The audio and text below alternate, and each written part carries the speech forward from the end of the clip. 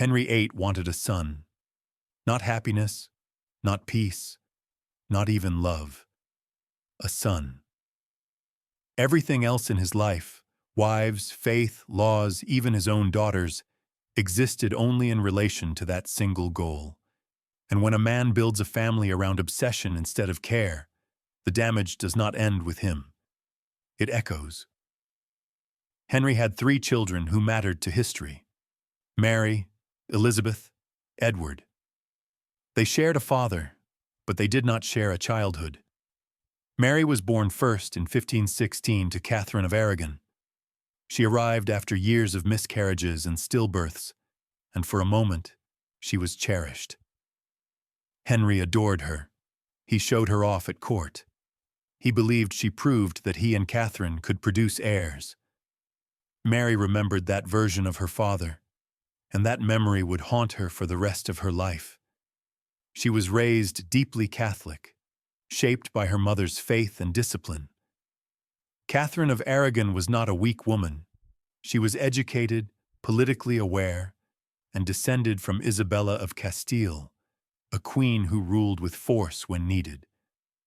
Mary absorbed that strength, but she also absorbed something else: loyalty. Loyalty to her mother, loyalty to her faith. And that loyalty would cost her everything. When it became clear that Catherine would not give Henry a son, his affection turned into resentment. He convinced himself that his marriage was cursed, that God was punishing him. And instead of questioning himself, Henry questioned his wife. What followed was not just a divorce. It was a public dismantling of a family. Mary was banned from seeing her mother unless she agreed to declare that her parents' marriage was invalid. She refused. So Henry punished her the only way he knew how, by erasing her status. She was declared illegitimate, stripped of her household, forced to serve in the court of her infant half-sister. When Catherine of Aragon died, Mary was not allowed to attend her funeral. That moment mattered, because Mary learned a lesson she would never forget. Love could be withdrawn at any time. Elizabeth was born into a very different world. Her mother was Anne Boleyn. Her birth came wrapped in ambition and disappointment. She was welcomed, briefly, as proof that Anne was fertile. But when no son followed, Anne fell as quickly as she had risen. Elizabeth was not yet 3 years old when her mother was executed. From that moment on, Elizabeth learned to survive. She learned to observe, to stay silent, to control her emotions. She saw what happened to women who trusted men, and to daughters who stood in the way of power. Elizabeth did not cling to faith the way Mary did. She clung to caution. And then finally, Henry got what he wanted. Edward was born in 1537. Bells rang across England. Jane Seymour died soon after, but no one questioned the price. Henry had his son. Edward grew up knowing he was the answer to everything. He was raised to believe that order mattered more than mercy, that obedience was virtue, that disagreement was danger. He absorbed the same lesson his father lived by. Power justifies itself. When Edward became king at just 9 years old, England was ruled in his name by men who pushed aggressive religious reform. But Edward was not a puppet for long. He believed deeply in Protestantism. He believed compromise was weakness. And if you want to understand why England hardened during his short reign, you have to remember how he was raised, not as a child, but as a solution. This is where the pattern becomes clear. Henry ruled through fear and certainty. Edward did the same.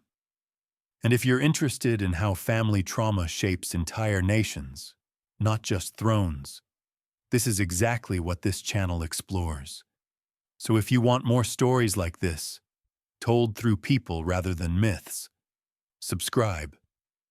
Because Edward's reign didn't last long, but its consequences did. When Edward died at 15, the country was thrown into chaos. His death exposed what Henry had never resolved: succession built on insecurity. Mary moved quickly.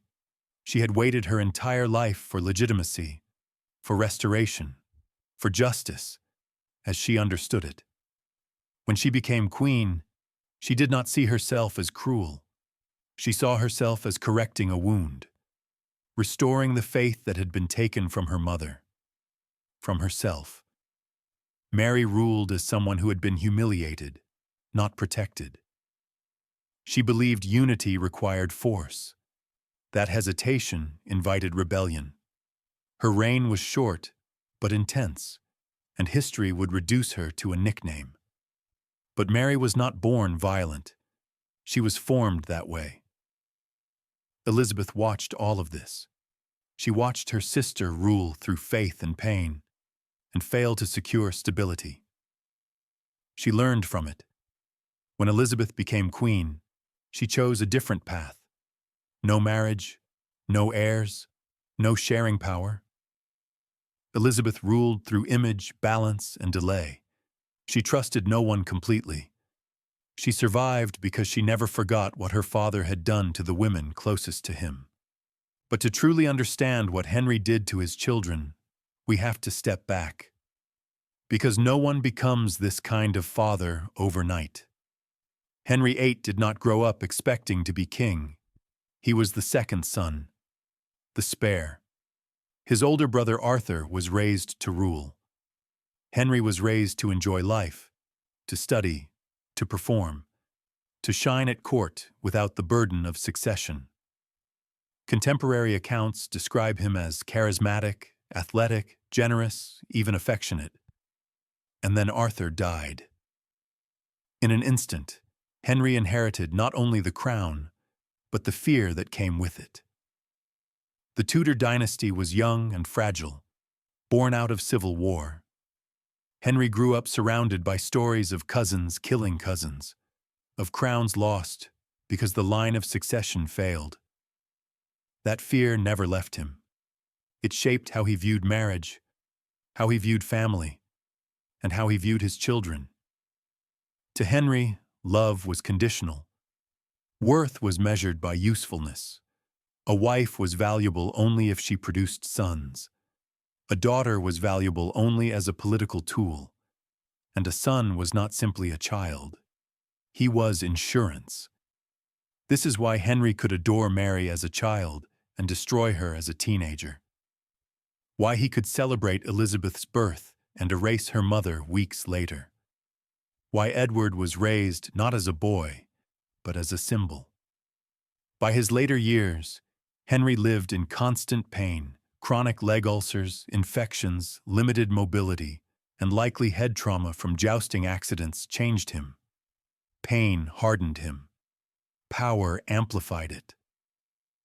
By the time his children were old enough to matter politically, Henry was no longer capable of empathy. He ruled his family the same way he ruled England, through obedience, fear, and punishment. And children raised this way do not forget. Edward absorbed his father's certainty and control. Mary absorbed his cruelty and fear of loss.